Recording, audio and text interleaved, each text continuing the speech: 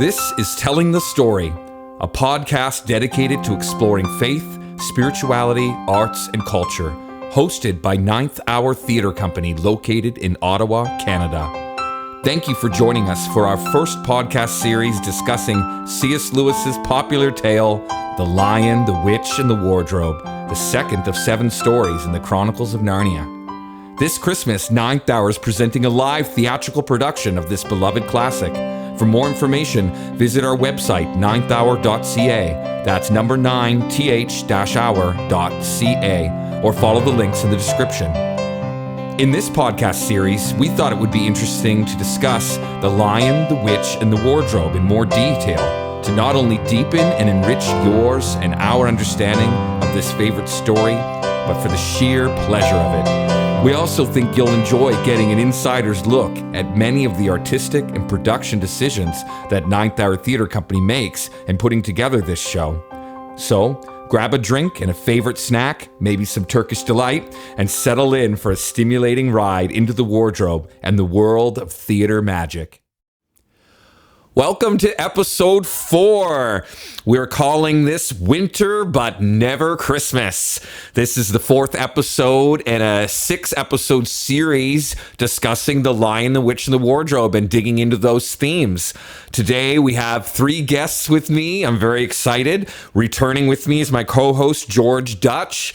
George is the Associate Artistic Director and Dramaturge for Ninth Hour Theatre Company. He studied acting at Simon Fraser University in Vancouver with internationally renowned theatre director Gunduz Kalik during the 70s, and then joined his ensemble in Northern Australia for 5 years, where he taught a performance class in a university theatre program during the 80s. George was director of the drama ministry at Dominion Chalmers United Church in the 2000s. He's contributed to Ninth Hour's mandate since its inception as dramaturge, artistic associate, and a participant in play readings and an actor in many of the plays, as well as with the business operations of the company. He played Sigmund Freud in the Canadian premiere touring production of Freud's Last Session. He played Screwtape in the Screwtape Letters, which was nominated for Best Production in 2014, and the beloved Mr. Beaver in Ninth Hour's 2018 production of The Lion, the Witch, and the Wardrobe. George thinks theater should investigate big ideas related to the role of culture in shaping everyday practices of living. Hi, George. Thanks for joining us again. I'm happy to be here again. Next up, we have Melodi Uygur. Melodi Uygur is in the cast of The Lion, the Witch, and the Wardrobe in our 2023 production. Born and raised in Ottawa, when this local performer is not on the stage, Melodi enjoys reading, drawing, painting, playing with her cat, going on long walks, and traveling. Melodi holds a Bachelor of Arts degree in psychology, as well as a master's degree in public policy and administration from Carleton University. Show credits include Scream Queens, the musical, as Nadine with Lost Baggage Musical Theater. Clue, the musical, as a detective, also with Lost Baggage. And she is playing the role of the White Witch, also known as Queen Jadis, in our 2023 production of The Lion, the Witch, and the Wardrobe. Welcome, Melodi. Thank you for having me. Nice laugh. That's what we like. That's what we like. And finally, last but not least, our third guest today is John Robson. John is the executive director of the Climate Discussion Nexus, documentary filmmaker, National Post, Epoch Times, and Looney Politics columnist, and contributing editor to the Dorchester Review. John is also an adjunct professor at Augustine College in Ottawa. He holds a BA and MA in history from the University of Toronto and a PhD in American history from the University of Texas at Austin. He has worked in academia, think tanks, and politics, as well as doing print, radio, television, and online journalism in Canada. He produced and hosted the documentary The Great War Remembered for Sun News Network in 2014, and crowdfunded the documentary and companion book Magna Carta, Our Shared Legacy of Liberty in 2015, and A Right to Arms in 2016, and the documentaries True, Strong, and Free, Fixing Canada's Constitution in 2016, and The Environment, A True Story in 2017. John lives in Ottawa. Welcome, John. Thank you. Pleasure to be here. Great. So we'll start with you, John. What drew your interest to this podcast? What's your history with C.S. Lewis, with The Lion, the Witch, and the Wardrobe? What were your first memories with it? What's your history with this story? My history with The Lion, the Witch, and the Wardrobe goes back to the sunny front room of my grandparents' modest little house in Swansea, in what it's now in part of Toronto, when I was a kid, because my grandparents were very pious, but my parents did not follow them in the faith. And my grandmother slipped me a copy. And, Lewis later said that his purpose in writing the book was a kind of pre-baptism of the child's imagination. And so I'm actually an adult convert. But ever since I read that book as quite a small child, lying on the rug in their front room, I've wanted it to be true. And I've known that this is how the universe had to be if life was to have any meaning. Wow. And so I am deeply in debt to C.S. Lewis, to his faith and his creative imagination, because from the minute I met Aslan, as Puddleglove would later say, I was going to follow Aslan even if there was no Aslan, and live as a Narnian even if there was no Narnia. Which is not to say that my actual life was such that you'd say, boy, there's somebody who's a good person. But I always wanted it to be true. That's so interesting. And I hear people today, even if they don't believe in God, even saying that they should live their life as if there was a God, or even if there is no God, they're going to live their life as if there was anyway. And I find that really interesting. C.S. Lewis, of course, was an adult convert as well. What age were you when you converted? Well, as Lewis actually could pinpoint it, I guess, to that bus ride. With me, it's a little blurrier, but I would say that I believed in God from around the age of 40, but I wasn't ready to say, yes, I'm a Christian until I was 50. Wow. So Lewis described himself as, I think, the most reluctant convert in England. It wasn't so much a matter of being reluctant as being wary of wishful thinking. Right. That I had to say to myself, this isn't just me wanting to do it, or it sounds good, or I've solved the intellectual Rubik's Cube here. That it really has to be a matter of the heart as well. And of course, when I was able finally to say it, it came as a great relief. It's funny how often that happens in life when you change your opinion and think, this will be a burden I have to drag with me through the rest of my existence. Like when I became pro-life, which actually was earlier, and thinking, okay, now this is going to be tough. Now I'm the weirdo. And then going, actually, this is much easier. I no longer have to live a lie. I no longer have to twist things. Oh, wow. So it was a great relief, though, again, there's still a lot of work to do. Again, we'll get into all kinds of things Narnia related, but Eustace trying to get the dragon skin off, we've all been there. Don't even get me started about that. I love that story as well, and that particular moment in that story, and certainly can unpack that more. And George, what about you? Just remind our listeners, what's your experience with the story and in relationship, to Narnia or to C.S. Lewis, Yeah, I'm also an adult convert, but I became familiar with the story, I guess, about 30 years ago when I started reading it to our kids. And then, of course, we did it in Narnia the Musical in 2014 with Ninth Hour Theatre Company. And we did it again in 2018, not the musical, but the play that we're now doing again in 2023.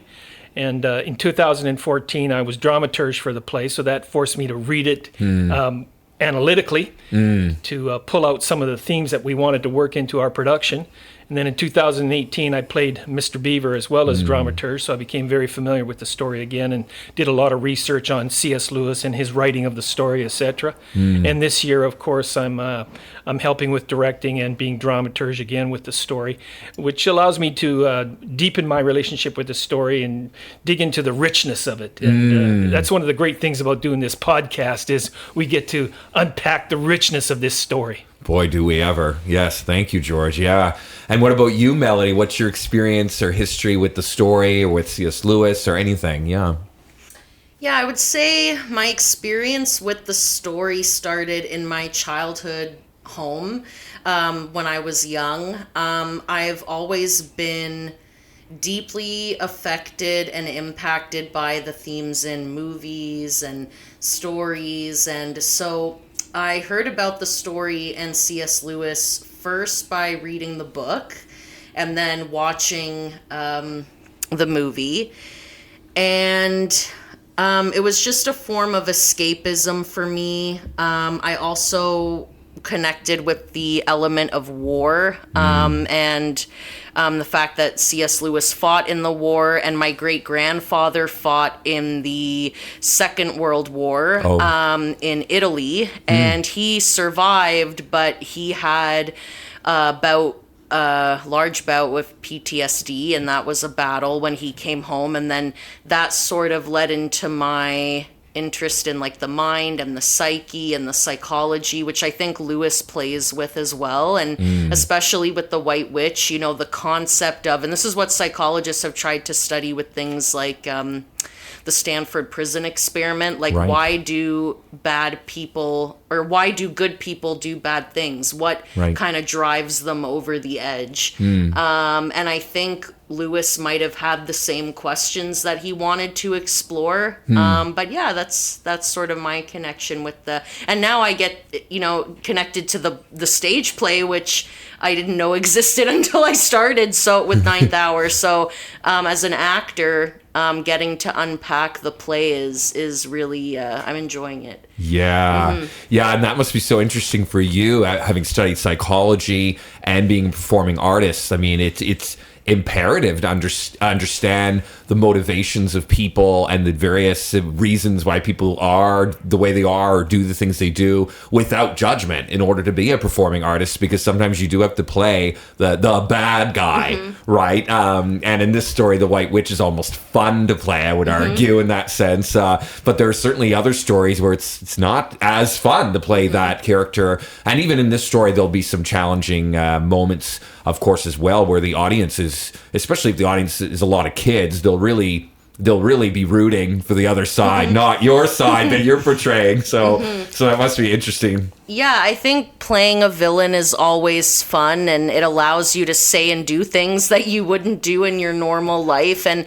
I think as an actor, like you said, going through the script, there are definitely going to be challenges and hard moments, but you also have to think back to how much we respect Lewis and his work and his craft. So I want to hopefully be able to show that respect that I have towards him in the story by being able to go to that place in your mind as an actor that sometimes you don't want to go to, but in, you know, you kind of, if you know, have to or need to. And I think this is a matter of needing to, and especially in today's climate and, you know, like post-COVID and everything. Yes, it's certainly not a story that's lost relevance. And it's not just a little fun story for kids. I mean, there's so much in there that adults, that we've already even touched upon right now today at this moment, how much it can touch adults as well and move adults into different places in their life and stuff. And of course, we're here to talk about the fact that in Narnia, it's winter but never Christmas. It's something repeated in the script a fair bit. It sort of sums up so much, like it's winter but never Christmas. Like, what does that conjure up, you know, like to live in a place in which that's the case? So we want to explore what that would look like, what that would mean. And we certainly want to talk about, you know, perhaps what Lewis was aiming for, having fought in World War I, having just survived World War II, writing this story post-World War II, in a country that was bombed during World War II, England. And so it's just interesting to explore, you know, the context and history of the story. But I think I'd like to start with you, John. We have the White Witch, and then we have Father Christmas, you know, essentially Santa Claus. And what's your thoughts? What are your understanding of like the symbolism and nature of what the White Witch represents in the story and what Father Christmas represents in the story? The White Witch represents the living death of sin. And this is fairly clear in her own presentation. And then, of course, later in the series, you get the magician's nephew and you get more background on all of this. But the metaphor when she turns people to stone, it's bad enough if she's got you in her power. But this moment, of course, you are helpless to do anything else. You have been frozen in this state in which you can do nothing until Aslan comes and breathes on you, and then this process of regeneration begins. She also represents the self-absorption of sin, that the witch is entirely obsessed with herself. And of course, we see this with Edmund, because there's a marvelous scene after that witch has captured Edmund, and then she turns that little picnic to stone, and the little squirrels and so on. Oh, and Edmund is struck by this thought of them sitting there year after year until they're gradually weathered away to nothing. And Lewis comments that it's about the first moment where he's ever felt real sympathy for somebody other than himself. And so there you get the first touch of Aslan's breath. Lewis felt sympathy for the picnickers that Edmund did, yes, that he's only been thinking about himself, right? Edmund is very witchy. And then suddenly he thinks to himself how sad it is that these poor little squirrels and so on, the fox, will suffer this relentless fate. And so... And this, of course, ties in with Always Winter and Never Christmas, because this, again, is the state of living death of sin, that you're stuck in this cold and hopeless landscape, and the hope never comes. And again, with apologies to our listeners in Australia, if we have any listeners in Australia, I know their Christmas comes in the middle of summer. But, in the Western Hemisphere, the fact that Christmas comes at the coldest, darkest part of the year, when, especially in a pre-industrial society, you kind of hunker down, and you look at Christmas desserts, why do we eat this kind of Christmas pudding? It's all we have left. Okay, don't complain, kid. You're lucky there's any food. And so it's cold and it's dark and there's no crops and so forth. And then you get this hope in the middle of the darkest season. And so again, Lewis is such a clear writer that sometimes the depth can be hard to see, because you think about the story being for kids and they're like, it's always winter, never Christmas. They're crushed, right? That does it. They get the idea. This is hopelessly bleak. And then adults will go off and do all that I just did to connect it up, but the kids get it right off. Always winter, never Christmas. And then, of course, Father Christmas does show up. And again, he is Santa Claus, but he's a more serious and solemn and majestic and powerful figure. And the gifts that he gives are more serious and almost adult gifts. Peter gets a shield and a sword, right? And not cardboard either. But and this is because you are going to have to fight for the cause and so forth. It's not all going to be done for you, but there's also, they get the Christmas feast, right? The conviviality, the sense of joy in fighting the good fight. And all of this, I mean, there are parts of the imagery in The Lion, the Witch, and the Wardrobe that Tolkien didn't like allegory. You tell Lewis this is a little bit heavy-handed. Gee, is the stone table the Mosaic law? Is it possible? Could it have cracked at the moment? Blah, blah, blah. But it goes so deep without turbidity, right? It's like very deep water where you're looking down and seeing the bottom and suddenly realize that's 50, 60 feet down there. Lewis is astonishing in his ability to do that. And if you're going to do allegory, because, I mean, if we ever did The Lord of the Rings, it's a funny thing about The Lord of the Rings, deeply religious novel in which there are no priests, no sermons, very little theology, no Christ figure, really. But there are people who sacrifice, and, Gandalf comes back. If there were Christ, he's close, but it's just the structure. Lewis, it's much more direct. But it all connects up so exactly. The emperor overseas, and the witch could only see back to the beginning of time. If she could have seen a bit further, she'd have seen the law of the sacrifice of a perfect innocent victim and so on. It all gives you this metaphysical structure, but in a way that is very kid-friendly in the best imaginable way. And certainly when you're in the middle of everything, you think you've been caught by the witch because they're hiding under the trees and they hear a sled. Oh, no. And then Mr. Beaver says, it's okay, come on out, it's not her. That's right. And you see Santa Claus and you know the tide has turned. That's so right. And I just even noticed it recently, too. More noticed it, I guess, that the witch rides in a sled with reindeer and has gifts and presents to give Edmund that are almost wintry or Christmassy in nature, like a warm drink, candy. I mean, these are all the kinds of things, in a sense, children would want, to ride in Santa's sleigh and, and have these warm things. So it's interesting that she's almost replacing Santa Claus in that sort of visual way, and that sort of interesting, like she's like using the sled with the reindeer. And I like what you said too, that for kids, it's an automatic, like, what? Winter, but no Christmas. It's like automatic, like negative reaction to such a statement. But it seems like with adults I know as well, and I can certainly relate to, like, winter, especially in Canada, right? It's like, it can be hard. It's dark. It's cold. The days are extremely short. It's dark by 4:30, where we live here. And like, sometimes you really for many people, Christmas can be depressing and lonely and sad and all these things and nostalgic and these things. But and then for many others, it's this opportunity, this beacon in the darkness to gather with family, to be generous, to have some joy, to have some food you don't get usually to have.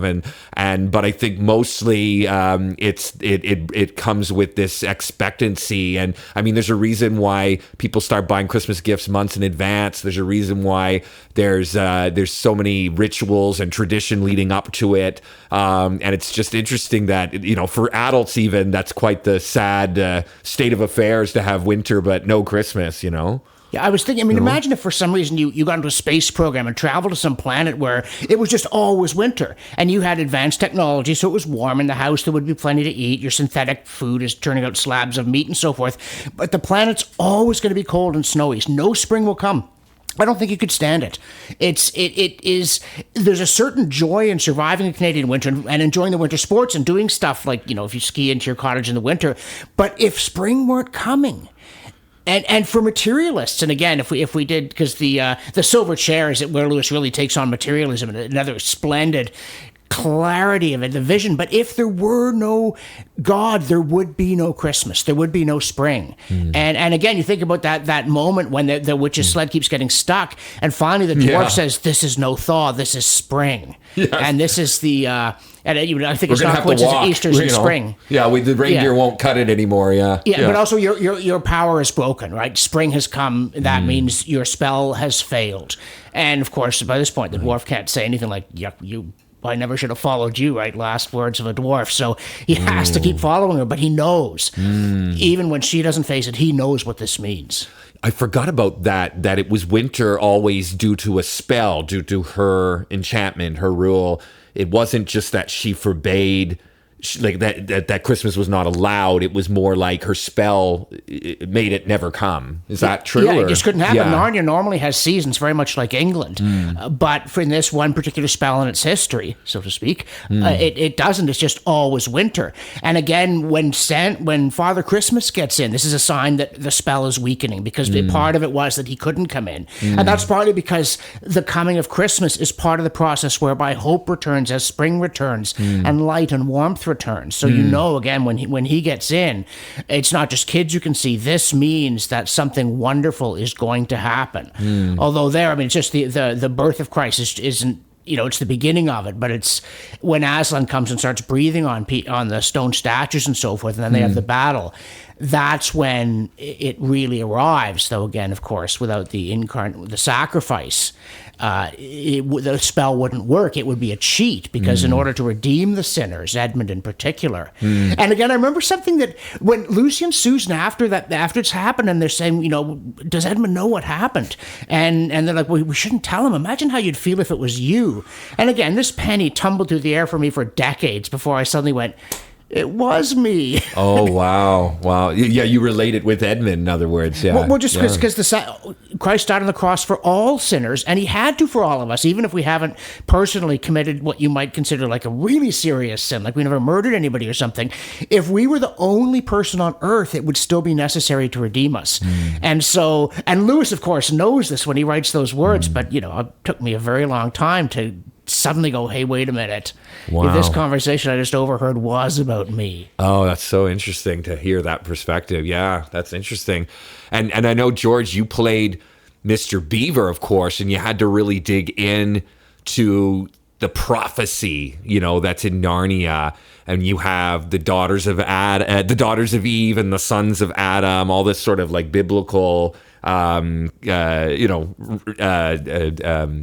to biblical references and stuff. And as well, I believe the coming of Father Christmas was also a sign that Aslan was on the move. Like it was this almost prophetic foreshadowing as well that Aslan would soon arrive. Do you have more to say about the prophecy or anything, to comment on what John was saying as well? Yeah, maybe I can add a couple of things. As John alluded to, the story works at many different levels. It is a simple fantasy tale for children that people can enjoy at that level without knowing anything about the Bible or about the Christian story.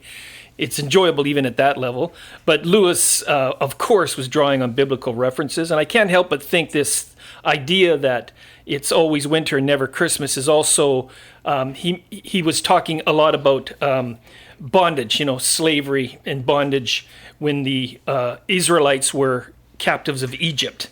And there was no hope for them. So that whole idea of being stuck in a place where there's just no hope comes across in Narnia, especially in the early scenes, when everybody's cold and most of the Narnians are feeling hopeless. There's a few that still feel hopeful and remind the beavers and other characters that there's a reason to have faith and to have hope. And populations throughout history go through these dark periods where they're in bondage and it seems like everything is hopeless. And so that's one part of the story. The other part, I think, is the notion that it's always winter and never Christmas evokes this idea that of Advent, of waiting for something good to happen, that we're not stuck forever in this place, that there is a reason for hope. And so this waiting, this notion of Advent, of waiting for Christmas to come, is also imbued in the story as well, especially in the characters of the beavers and the other Narnians. So it conjures up, on the one side, the hopelessness of being enslaved and in bondage, and on the other side, that there's reason for hope, that you will be delivered. You're waiting for deliverance. Where will that deliverance come from? And Father Christmas is a sign that deliverance is coming. Aslan is on the move, and that deliverance is about to happen. And they're certainly excited to see him. And do you know, do either of you know... they're excited to see Father Christmas. Yeah, because they seem to know what that means, at least the beavers do. Do you know how long they've been without Christmas? Is that clear at all in the book or anything? Well, Mrs. Beaver makes a reference to they haven't seen Father Christmas for several generations, even before her great-grandparents. Oh, wow. Okay. So decades. I think there might be a reference to it being around 100 years. Wow. But I'm not sure. I wouldn't... a long time, in other words. It has been a long time, right? The bondage of sin is endured and endured. And enough time for many to have given up and probably just gone along with whatever the White Witch is doing, after at that point, generations later, many couldn't hold on, I'm sure, to that hope. It's been so long, Well, Mr. Tumnus being a case in point, right? Because he's one of her spies, although he's never had to do anything really evil. And when it comes to it, he can't stand it, and he warns Lucy. But as long as it was just a matter of go along to get along, you don't want Malgrim and the wolves showing up, this wouldn't be happy. And so he just kind of slides along with it. And so do a great many of the creatures, you think. Some of them are actively malevolent, but others are just resigned. Surviving almost, in a sense, yeah. Does Mr. Tumnus know the prophecy? I can't remember. I don't think he ever makes reference to it. Is he aware, like, ooh, daughter of Eve, she's someone important, or, yeah. I can't recall. I can't remember if he actually knows that. The beavers certainly do, though, right? Do you recall, George? I think he does ask Lucy if she has any siblings, doesn't he? Yeah. But I think he's aware of the prophecy. Yeah. Because... And he has a moral conscience, right? Like that's the first evidence that he's in this moral dilemma. What do I do with this child? Right.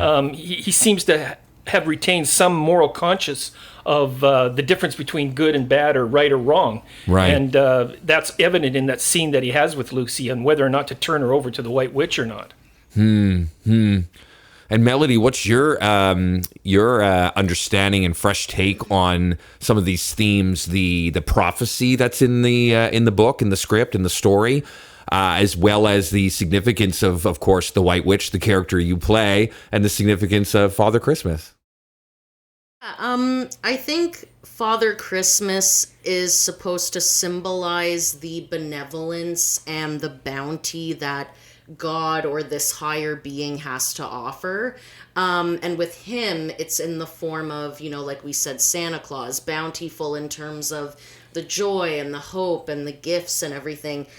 And I think the White Witch just symbolizes, like, evil, sin, and sort of this dark cloud and this evil magic that she casts over Narnia is symbolized with the fact that it's always winter. Because like you said, Canadian winters are hard.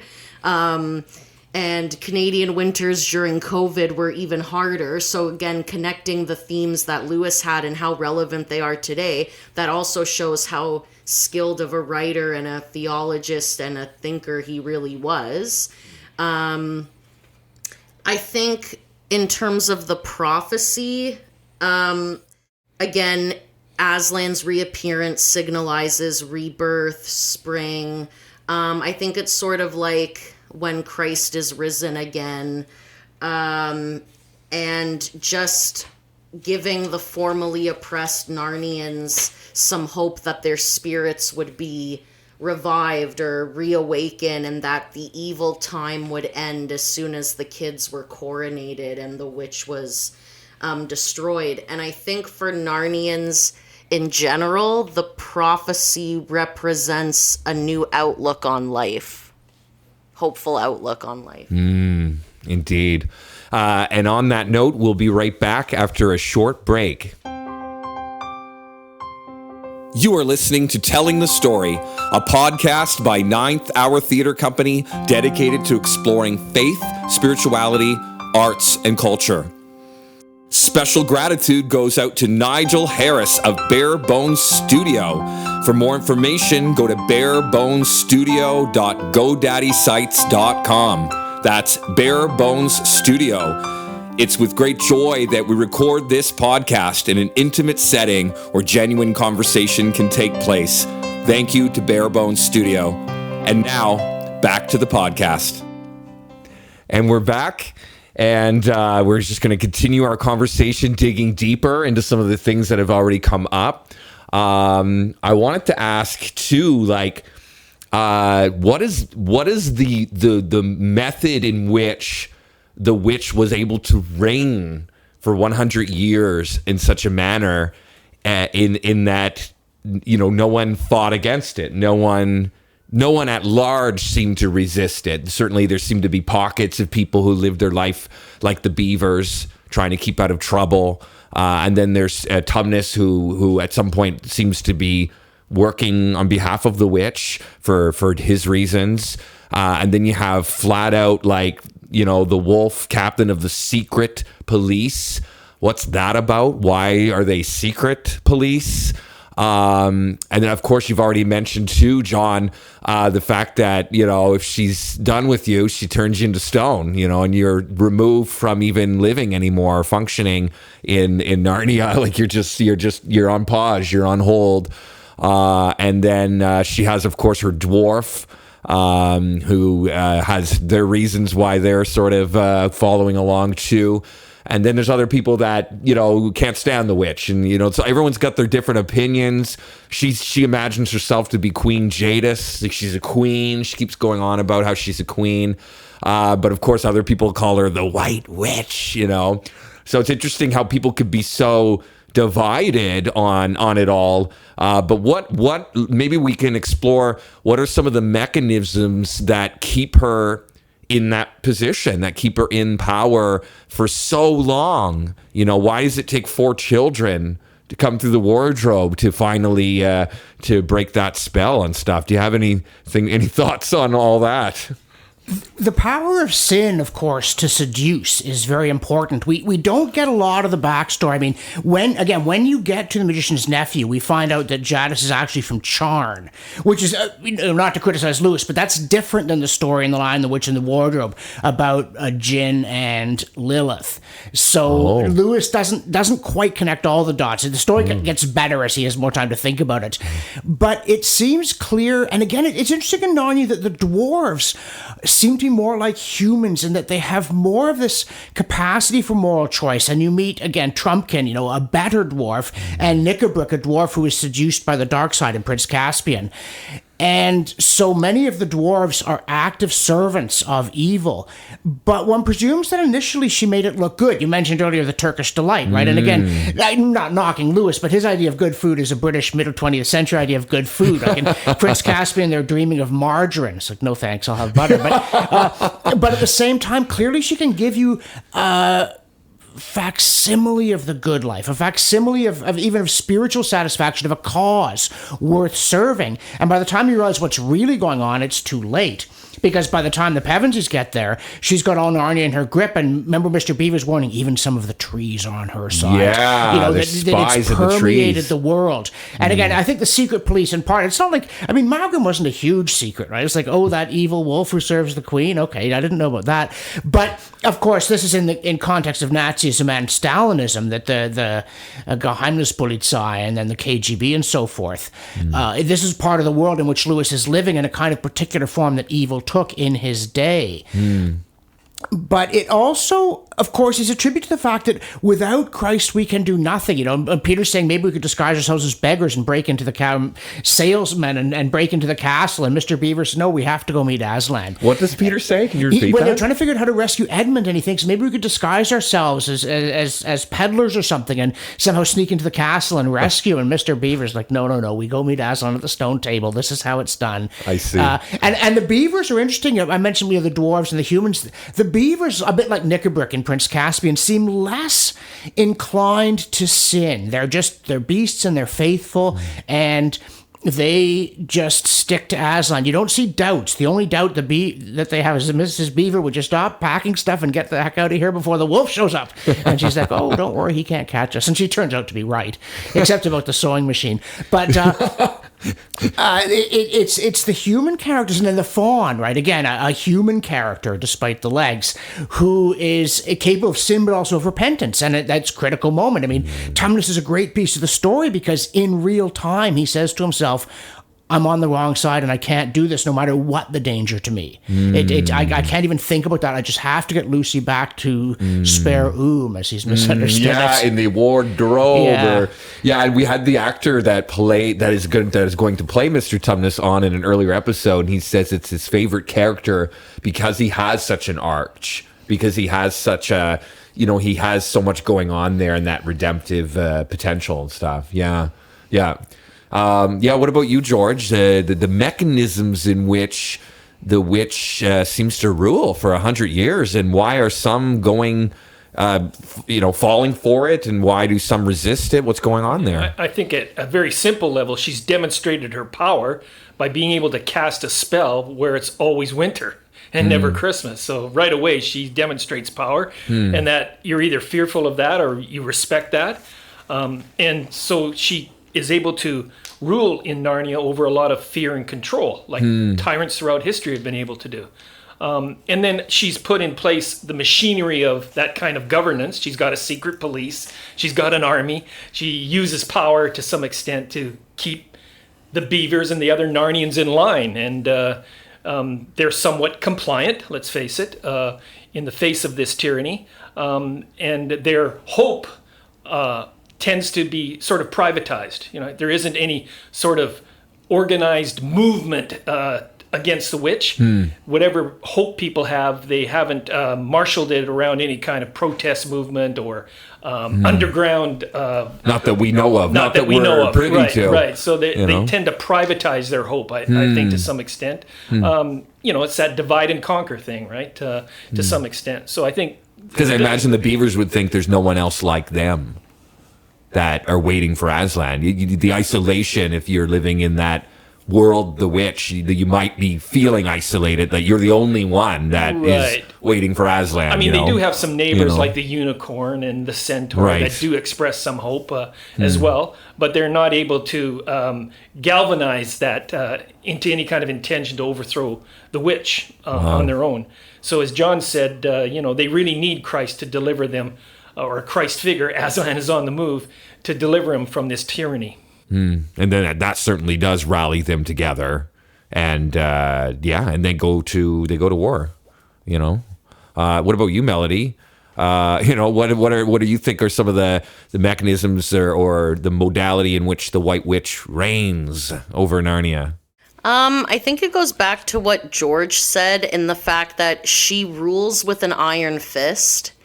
And she uses fear and intimidation to get others to follow her. And when I was going through the script and reading over the lines and thinking about her and the way she moves and speaks and thinks and who she is, I couldn't help but sort of make a parallel with cult leaders, because she's very manipulative and very charismatic, and she can pretend that she's friendly and she just wants the best for you and has good intentions and everything. But then you realize that once you join her side that there's something more sinister going on. And I think it's the ability, like John was saying, to seduce. I think she's like, maybe like with Edmund, not seduce in like a romantic sense, but like that power to manipulate and sort of use her personality as like a front or a facade or a mask, you know, like to get people in. And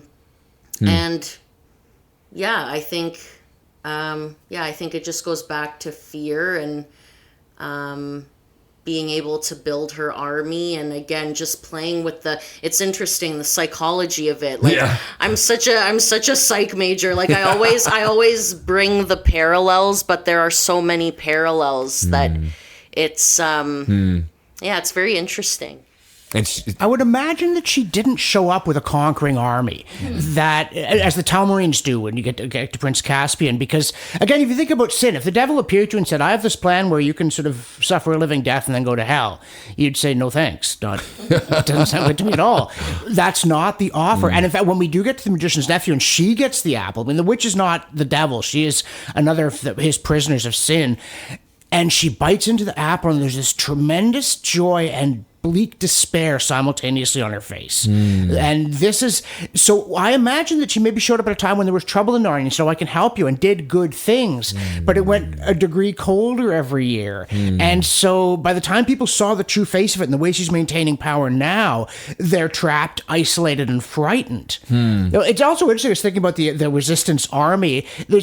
I don't know if Lewis had this in mind, but there's a parallel to the messianic expectations at the time of Christ, where people were looking for a Messiah. Many Israelites were like the Maccabees, will rise up and will win great battles against the Romans, and his kingdom will be of this world.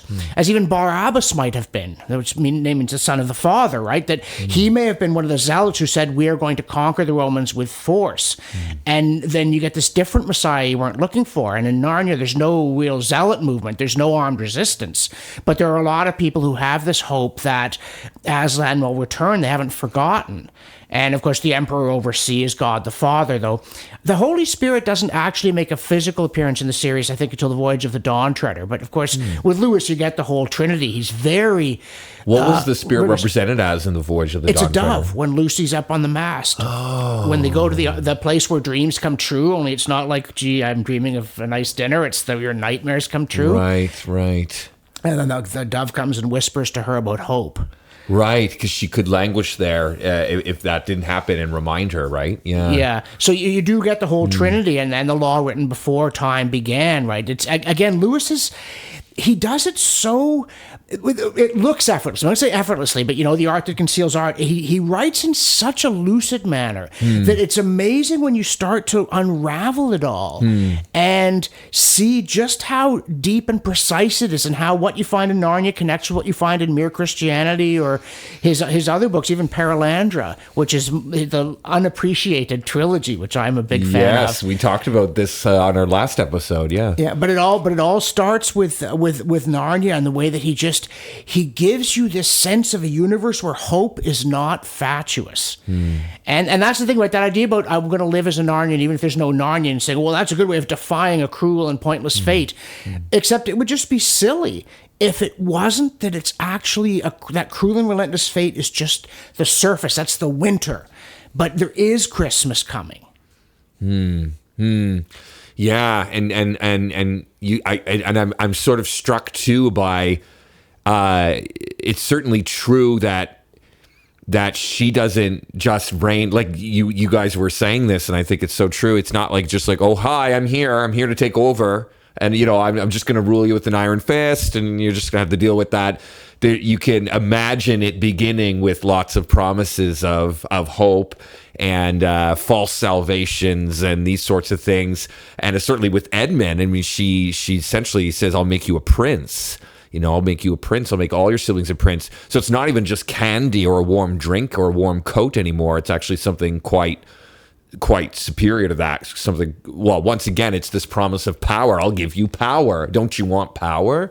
And it's sort of like the currency of power she's offering. But it does remind me of this passage in where Christ is being addressed by Satan, I suppose, and tempted to have the whole kingdom in front of you could be yours, and Jesus is, it's not yours to give, basically. So no thanks, So, and it's interesting. It reminds me that making Edmund a prince, it's not hers to give.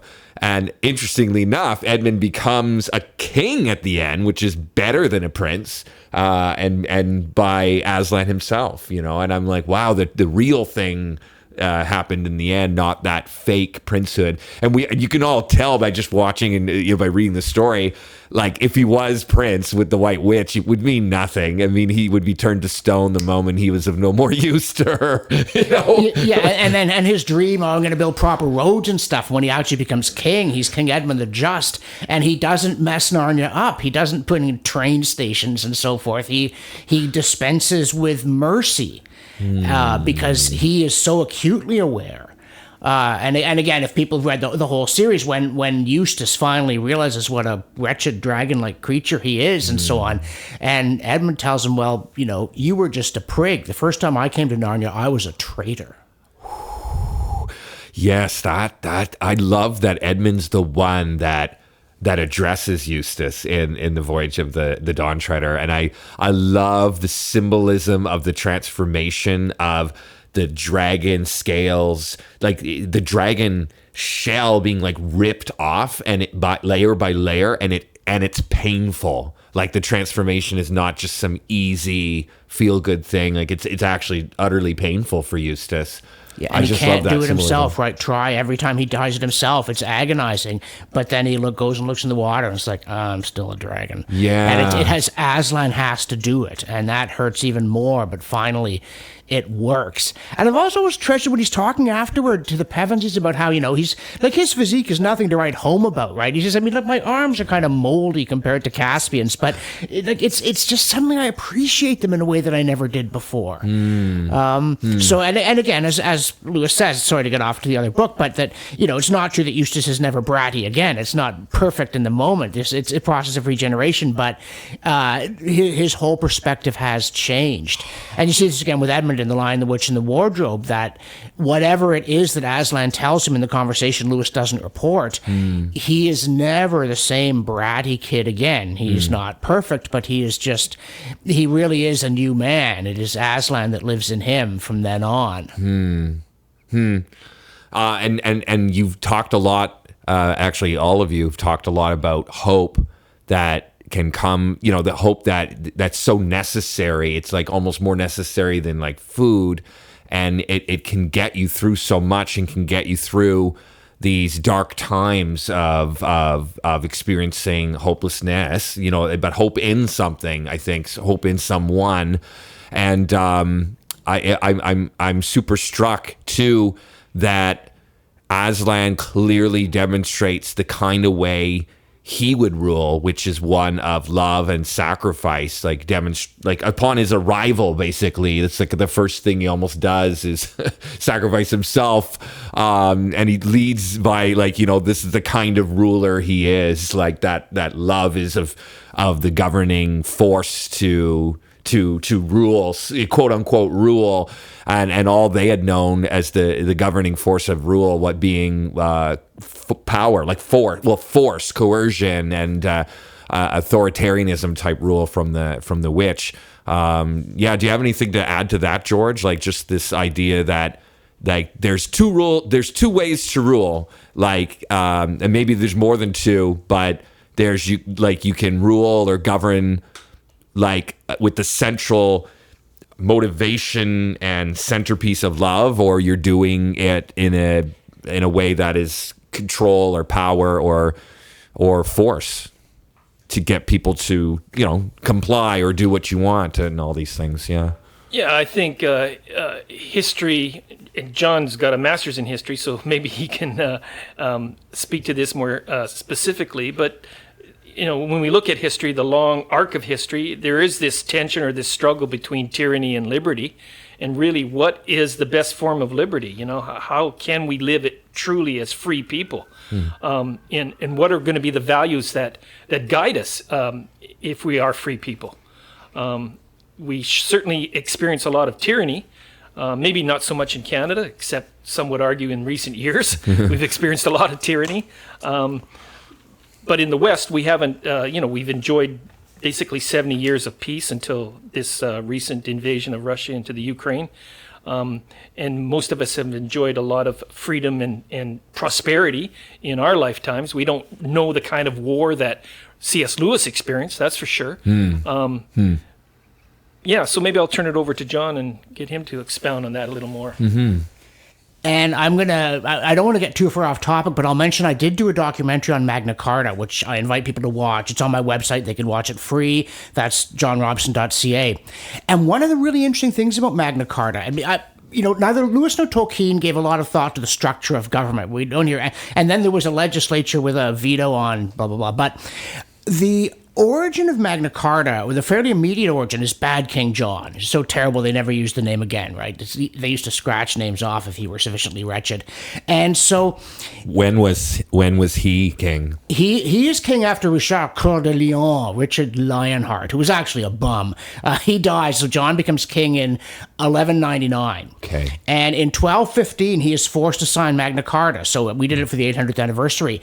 But wow. The origin of Magna Carta is an important person in England summons a bunch of barons and clerics and says, the king is a fink, we have to do something, we have to make him reissue the coronation oath of Henry I, promising to respect our good and ancient liberties, and we got to add on the following things, because John is such a weasel, we got to nail him down. And the person in question, and I didn't know this till I started researching the documentary, is the Archbishop of Canterbury. Oh. It's Stephen Langton, who divided the Bible into the verses that the chapters that we still use today. So he has this day job. And Langton initially, when he's appointed Archbishop of Canterbury, John won't let him into the kingdom because he knows that he believes in liberty and justice and the rule of God's love. And finally, it comes to a showdown where the Pope declares that John is deposed if he won't let Langton in. And then John's like, oh, that's Stephen Langton. I thought you meant that other guy. Sure, no problem. He can come in. So Langton comes in. He absolves John on condition that he respect the liberties of his subjects. Well, if you believe that from King John. And so after Magna Carta, John raises an army and he promises England to the Pope, so the Pope excommunicates the barons. And Langton won't read the bull of excommunication out aloud, and he ends up getting exiled again. So he's an amazing character, and you don't hear about him even among people who know the story of Magna Carta, because he is a churchman. And there's the idea, the first clause of Magna Carta is the freedom of the church. And so it is so deeply woven into the institutions that have preserved liberty under law in the Western world. And there's also, can I tell the story of Canute? Because, people would say, oh, yeah, Canute, he thought he could stop the waves. I don't know. I don't know. Okay. Before you go, though, for those listening and for myself, what is the significance of Magna Carta? Is it the first written document sort of giving rights to individuals in a kingdom or in a society? It is, but it's more than that, because Magna Carta doesn't say, hey, wouldn't it be great if we had rights? Okay. Magna Carta says we've always had rights, and the king is bound by the law, and we've got a usurper here who's taking away our rights, and he's got to promise to give them back because we've always had them. Okay. And then it leads very quickly to the development of a parliament, because it's one thing to say the king shouldn't do bad things to you, like steal your stuff or lock you up or whatever it may be, but you need mechanisms. And so these evolve out of Magna Carta because it's read aloud in all the cathedrals in England twice a year, so even the illiterate will know what their rights are. So it's like God-given rights is sort of they're putting forth that idea. And okay, and you mentioned something too at one point. It caught me off guard because it was like an interesting saying. We always hear about the rule of law. We always hear about that everywhere in the news these days, and all sorts of people talk about the rule of law. But you said the rule of God's love, and I can picture the capital R rule of God's love. And I was like, that's so interesting to think about, because we were talking on a former episode related to Lion, the Witch, and the Wardrobe, the deep magic like of Narnia, like capital D, capital M, and we sort of, you know, dug deep into that there's a lot of like love in there, and it's just sort of like it's almost an unquestionable force of nature, and it's just interesting. The rule of God's love sounds like a very interesting phrase, you know. Well, yeah, because every individual has a dignity under that they never had before. You know, we think of, oh yeah, God comes to earth as a baby, and everybody, even if they're not Christian, they know the story. But one of the big obstacles to pagans is that they associated God with might, not with helplessness. And so this is why slavery dies out in medieval Europe, because everyone's made in the image of God. And you just kind of, there's no one sudden banning of it. It's just, well, you can't enslave the image of God. And slavery doesn't die out in other parts of the world until the West shows up and stamps it out. But sorry, now I'm going to get back to Canute, because Canute, he's one of the Danish interlopers in the 11th century. The Anglo-Saxon kings kind of lost the thread, and there's a couple of these guys, most of whom aren't really that good either, like Arthur Canute. But Canute is this guy who, he becomes king of England as well as of Denmark. And his courtiers are saying, you're the best, you're the greatest, you're so mighty you could even command the waves. And Canute goes, gee, let's do some evidence-based decision-making here. Carry my chair down to the tidal flats at low tide, and sits down. Then when the water starts coming in, he goes, I'm Canute, favorite of God, halt. And the waves, salt water, pours into his boots. And then he stands up and he turns to his courtiers and he said, listen, you idiots, I'm the king, right? I get flattery morning, noon, and night, don't have to pay for it. You've got to tell me what I can't do. You've got to tell me when I'm wrong. And then he said, and do not forget there is only one who can command the waves, and that is God. And so this, for 1,000 years, was a story that was told in the English-speaking world about the humility and piety we expect of our rulers. And now people have forgotten that, and they say, oh, Canute thought he could stop the waves. They've lost the story because they've lost their Christian heritage. But again, if you believe that Magna Carta is built upon a Christian understanding of the human person and of the relationship of people to the state, and you get rid of that understanding, you can't keep the structure. And I'm sorry, we're a long way off Narnia, but yes, it is true that Narnia is to be governed with love and justice, and by rulers. Again, in Prince Caspian, at the end of it, Aslan says, "Are you ready to be king?" And Caspian's like, "No, I'm just a kid." And Aslan says, "Good, then you're ready." That's what I mean. There's something about the reluctant ruler. I mean, in a sense, I mean, not always, right? You know, like you certainly, you want competency as well and these things. But one thing, the way the play ends, and I'm curious to know if the book ends this way, is that good people deserve good rulers. I think it's like one of the last lines said in the entire play. Because the kids are now the rulers, and they're deemed as King Edmund the Just, and they're all given these beautiful names, and they ruled for decades and decades, and they grew old in Narnia. And the way the play ends with this sort of narrative view is that good people deserve good rulers, and it says other things too. But it seems interesting that that's in the play, a play written decades ago, but it's certainly something I'm sure Lewis wrote himself. Yeah, well, in the book, they end up following the heart that can give you wishes and tumbling back through the wardrobe, which they'd almost forgotten about.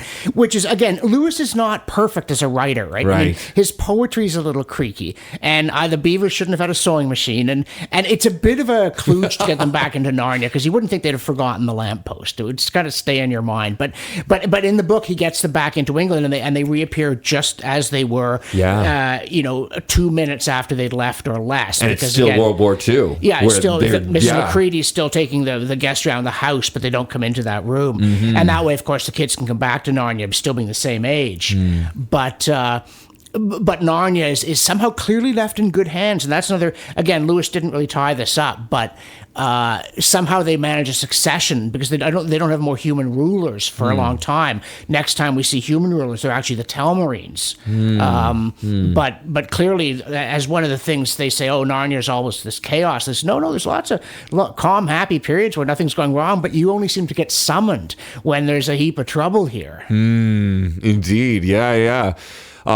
It's so interesting, and as you were talking earlier too, it made me think that you're talking about the dignity for individuals, and how that comes about from the Magna Carta and a sort of particular Christian heritage, and I'm sure other heritages as well might have that. But I mean, it's obvious, at least in Narnia, that, and I think it's obvious to children watching the play, like that Aslan cares about the individual, and the individual is not utilitarian to Aslan. That he knows.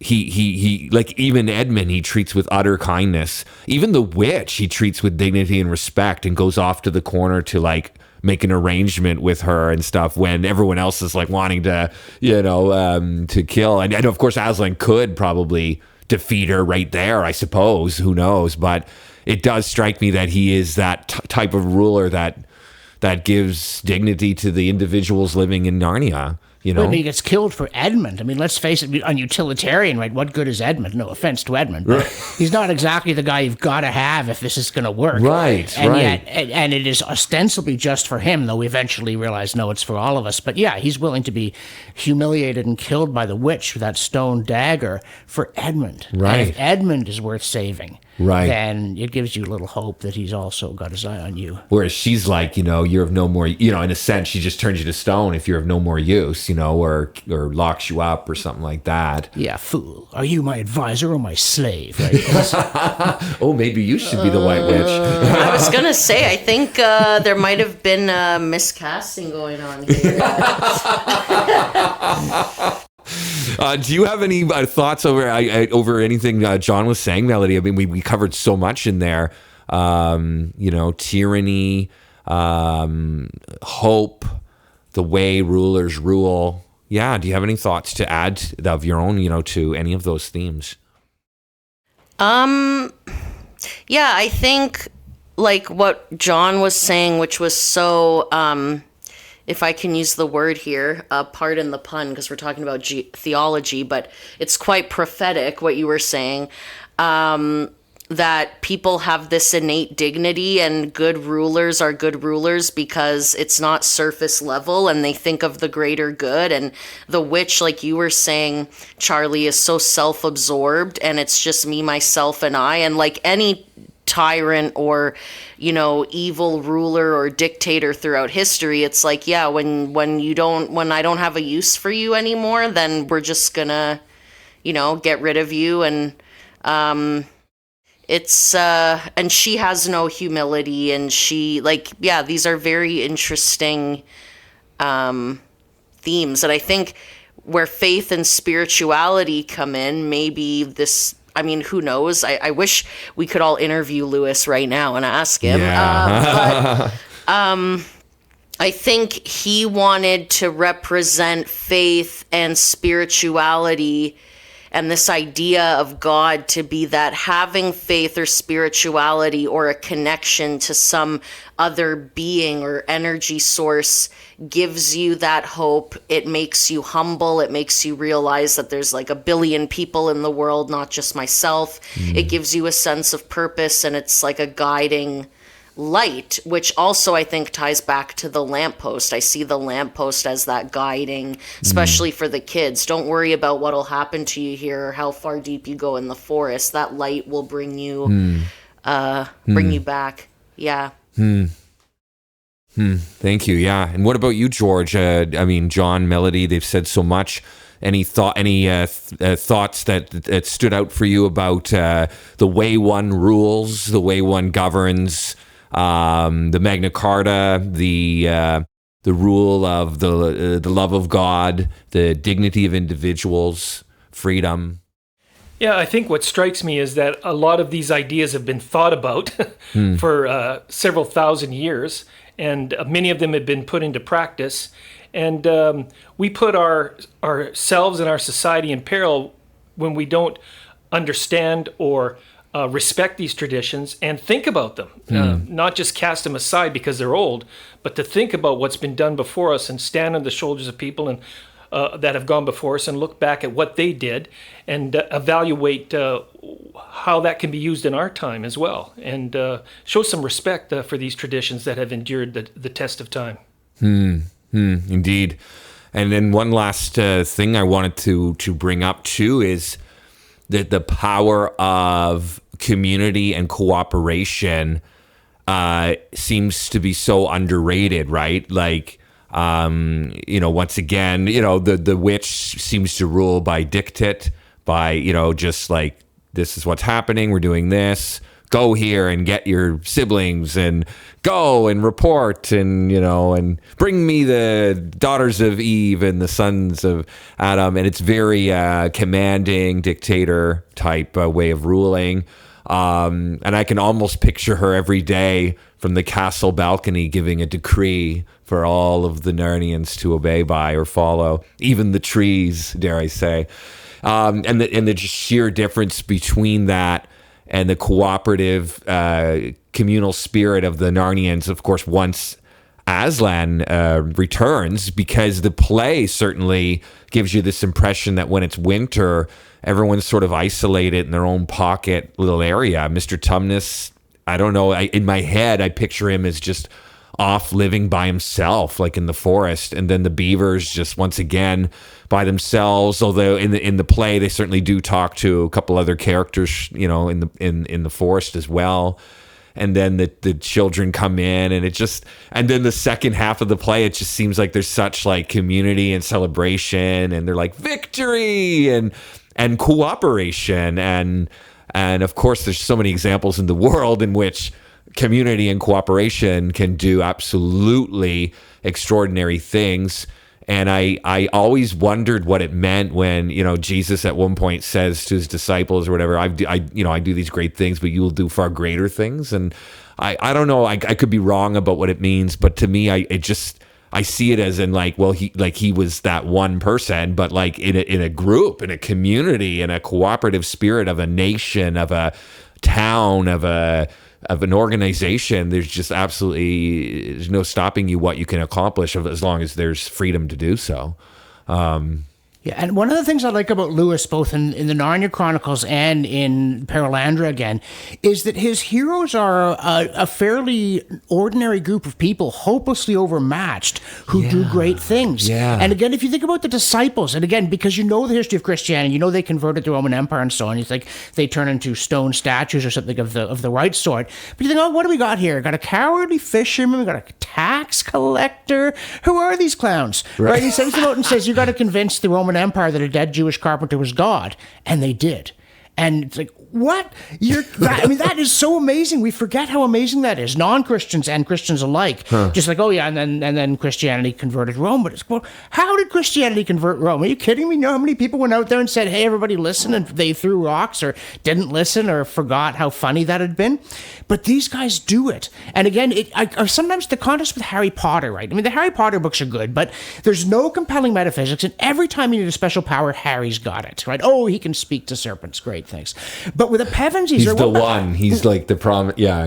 What magic powers do the Pevensies have? None whatsoever. None, but yet, they do great things. And so Lewis, I think, is also telling us, don't wait for somebody with super special powers. Trust in Christ and do what you can where you are at this moment. And miracles will happen through the redemptive power of the Lord. And that is so inspiring. And again, Lewis does it. It makes it just you can even miss it, right? You think, I mean, Eustace turns into a hero. Good heavens! There once was a boy named Eustace Clarence Scrubb, and he almost deserved it. And then suddenly, he becomes this marvelous character. That's so true. I mean, they're kids. They're separated from their family. They brought to the countryside. They're scared. They don't know what the future's going to be. They've got nothing. They've got no special powers. They're given like weapons from Father Christmas to use. They're not from this world. And then on top of it, and you can just picture it if you've ever seen the stage production, they're accompanied by a couple beavers with a rolling pin and whatever else that, like their weapons of choice are like, things they have in their house, like once again, regular sort of people. And it's so beautiful because it's like underdogs winning against a sort of a force with real magic. Like people are being turned to stone, and the amount of bravery you have to like go up against that with your rolling pin and your little dagger or whatever, I love that you brought that up. Yeah. Yeah, it's like, go get Satan. It's like, what? Me? And again, that comes up in Paralandra at one point when the devil says to Ransom, don't you know who I am? Like, how dare you try and oppose me? And Ransom says, I don't know who you are, but I know what you are, and that's all I need. Ooh. And so again, but yeah, it is. I mean, and they could have said, yeah, one of them could have been able to fly, one could have been a math genius, one could have been a professional martial artist, and they could have had grizzly bears, but they don't. It's just these 4 kids and a couple of beavers with a rolling pin. Wow. And it's so, it's just telling you, well, so you're a beaver with a rolling pin. Go get him. That's so fascinating because I know that movies and TV shows these days for youth culture are there's so many of them where the youth have special powers or they're mutants or all sorts of different other things. And it's like a very common theme, actually. It's interesting, and I never even thought about it that way.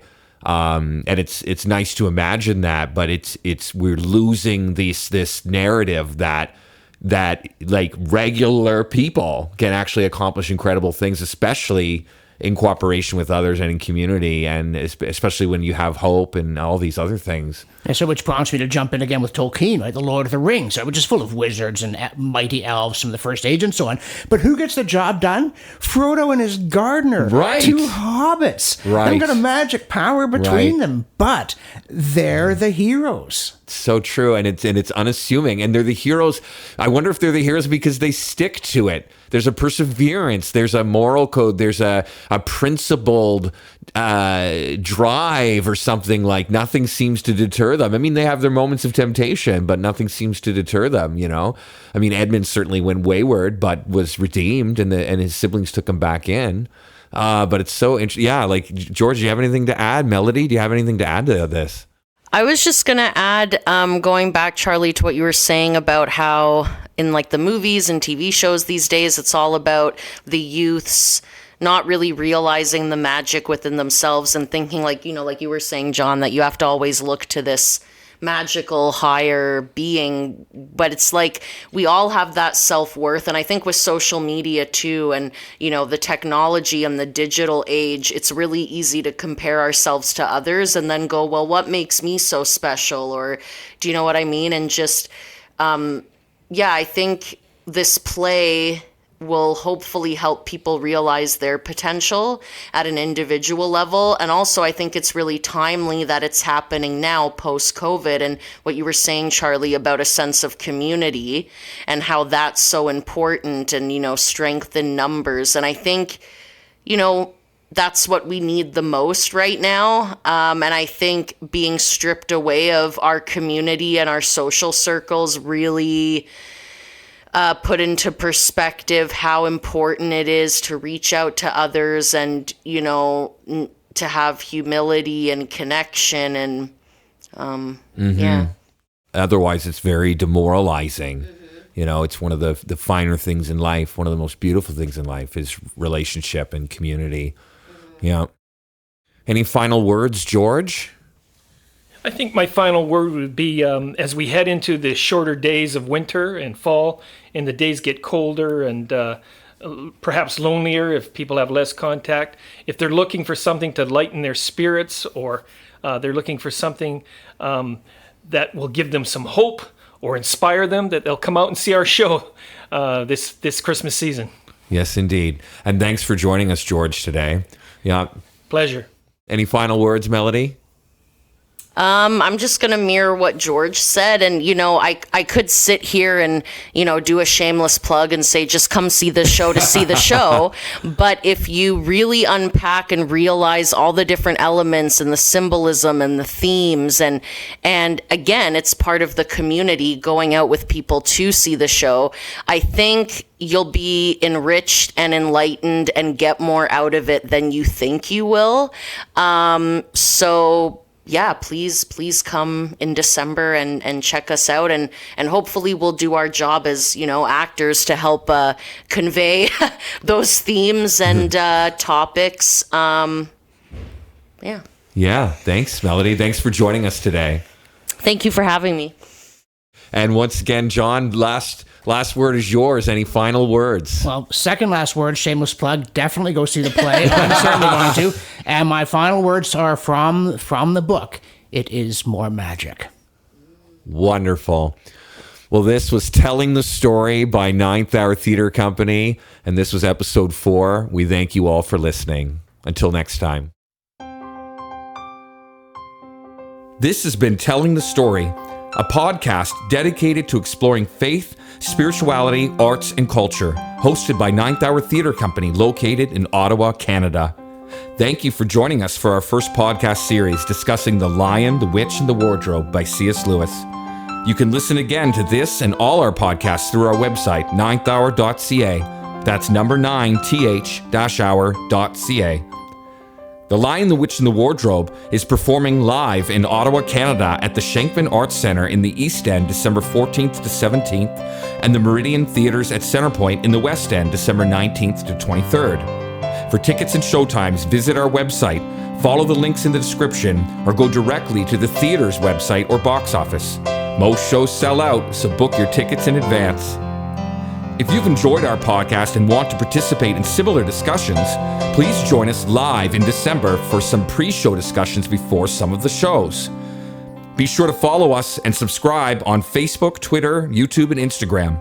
Until next time, remember, Aslan is on the move.